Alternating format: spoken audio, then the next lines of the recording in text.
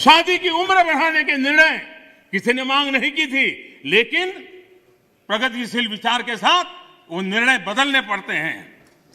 बेटियों को संपत्ति में अधिकार किसी ने मांग नहीं की थी, लेकिन एक प्रगतिशील समाज के लिए आवश्यक होता है, तब जाकर के कानून बनाया जाता है। शिक्षा को अधिकार देने की बात किसी ने मांग नहीं की थी, लेकिन समाज के लिए आवश्यक होता है, बदलाव के लिए आवश्यक होता है, तो कानून बनते हैं।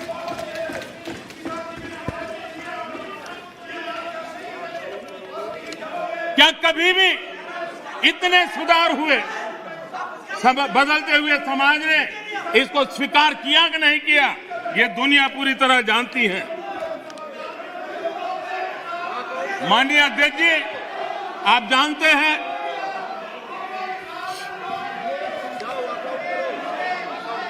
ने पर्याप्त समय पर्याप्त अवसर दिया है बोलने का, ये तरीका ठीक नहीं है आपका। ठीक,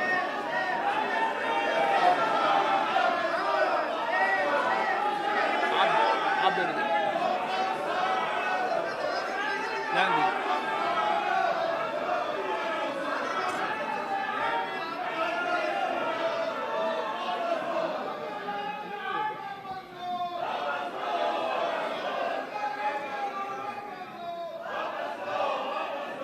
माननीय अध्यक्ष जी, हमें मानते थे कि हिंदुस्तान की बहुत पुरानी पार्टी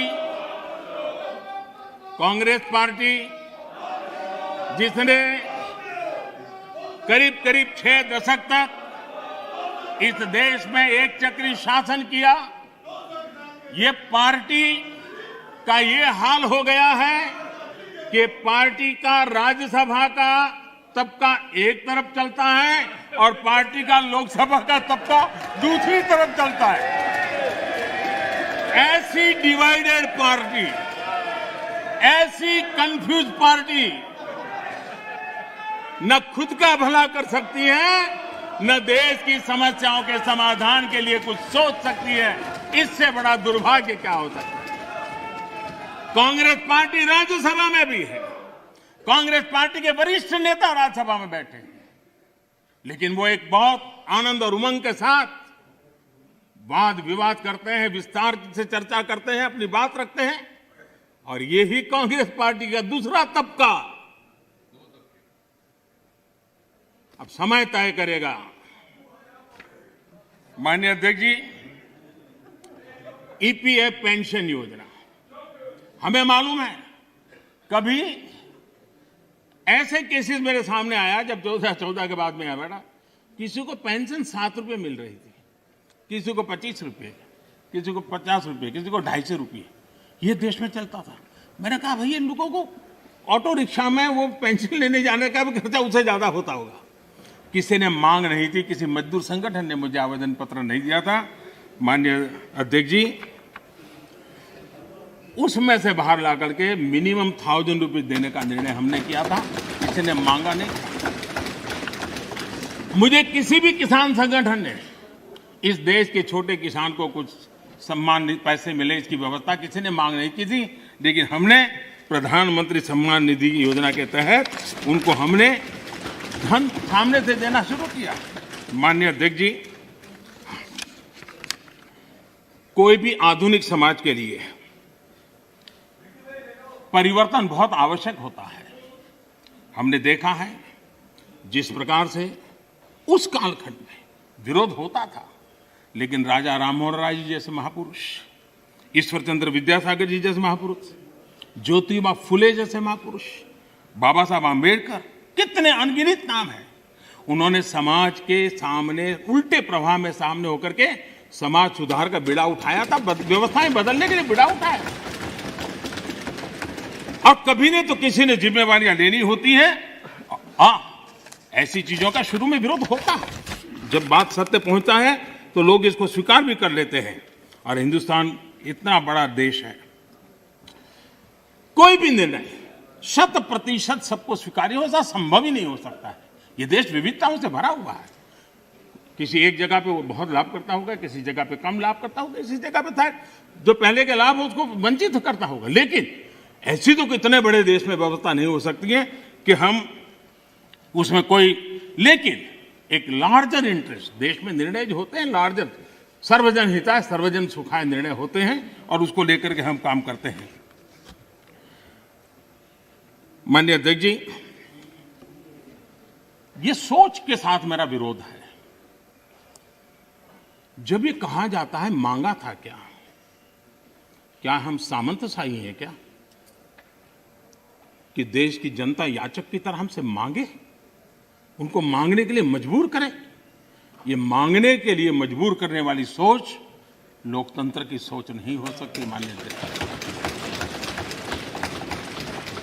सरकारें संवेदनशील होनी चाहिए।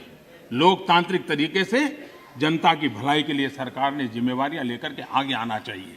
और इसलिए इस देश की जनता ने आयुष्मान योजना नहीं मांगी थी, लेकिन हमें लगा कि गरीब की बीमारी में बचाना है तो आयुष्मान भारत योजना लेकर के जाना चाहिए। इस देश के गरीब ने बैंक अकाउंट के लिए कोई जुलूस नहीं निकाला था, कोई मेमोरेंडम नहीं भेजा था। हमने जनधन योजना की थी और हमने इस जनधन योजना से उसके खाते खोले थे। किसी ने भी स्वच्छ भारत की मांग किसने की थी? लेकिन देश ने के सामने स्वच्छ भारत लेकर के गए, मामला चल पड़ा। कहां लोगों ने कहा था मेरे घर में शौचालय बनाओ? किसी ने मांगा नहीं था, लेकिन हमने 10 करोड़ घरों में शौचालय बनाने का काम किया। मांगा जाए तभी सरकार काम करे, वो वक्त चला गया। ये लोकतंत्र है, ये सामंतशाही नहीं है। हम लोगों ने लोगों की संवेदनाओं को समझ करके हमने सामने से देना चाहिए।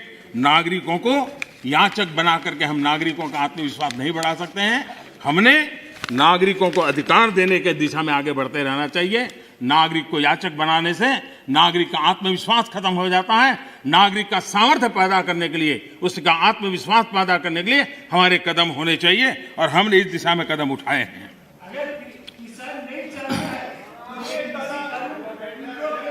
सरकार, एक मिनट दादा, अरे सुनो दादा, अरे दादा वही मैं कह रहा हूं, दादा मैं वही कह रहा हूं, जो नहीं चाहता है वो उसका उपयोग न करे, उसके पास पुरानी व्यवस्था है।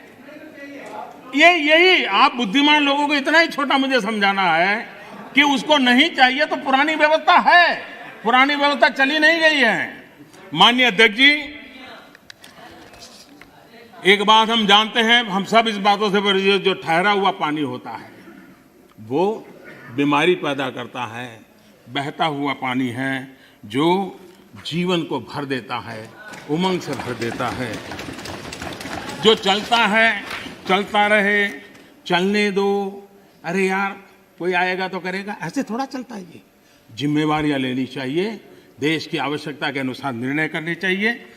स्टेटस को, देश को तबाह करने में ये भी एक मानसिकता ने बहुत बड़ा रोल किया है। दुनिया बदल रही है, कब तक हम स्टेटस को ऐसे ही करते रहेंगे तो मैं समझता हूं कि स्थितियां बदलने वाली नहीं है। और इसलिए देश की युवा पीढ़ी ज्यादा इंतजार नहीं कर सकती है। लेकिन आज मैं घटना सुनाना चाहता हूं और जरूर उससे हमें ध्यान में आए कि स्टेटस को के कारण होता क्या है। ये करीब 40-50 साल पुरानी घटना का किस्सा है। मैंने कभी किसी से सुना था, इसलिए उसकी तारीख वारीख में इधर उधर हो सकता है, लेकिन जो मैंने सुना था, जो मेरी स्मृति में है, वो मैं बता रहा हूं। 60 के दशक में तमिलनाडु में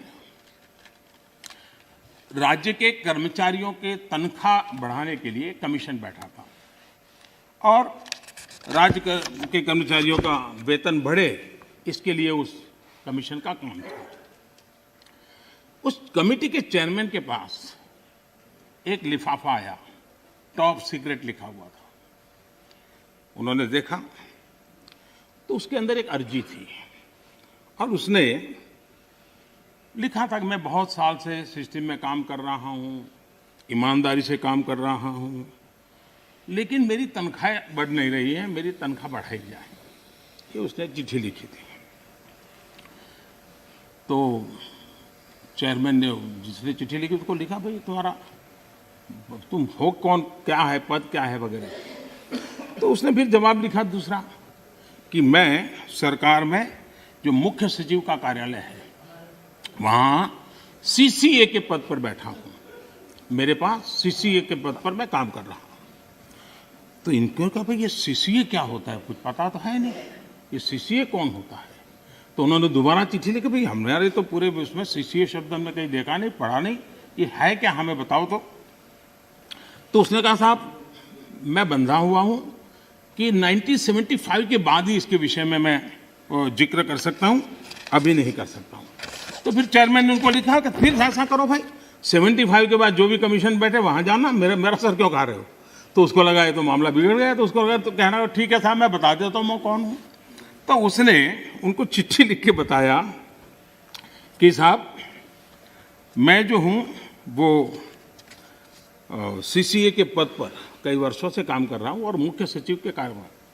तो बोले सीसीए का मतलब होता है Churchill cigar assistant, Churchill cigar assistant, ये सीसीए का पद है जिस पर मैं काम करता हूं। अरे है क्या।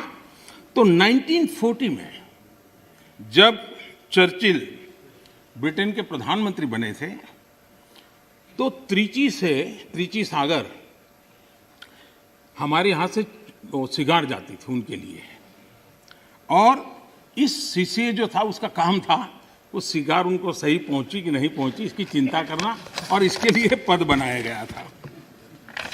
वो सिगार की सप्लाई होती थी। 1945 में वो चुनाव हार गए, लेकिन फिर भी वो पद बना रहा और सप्लाई भी जारी रही। देश आजाद हो गया।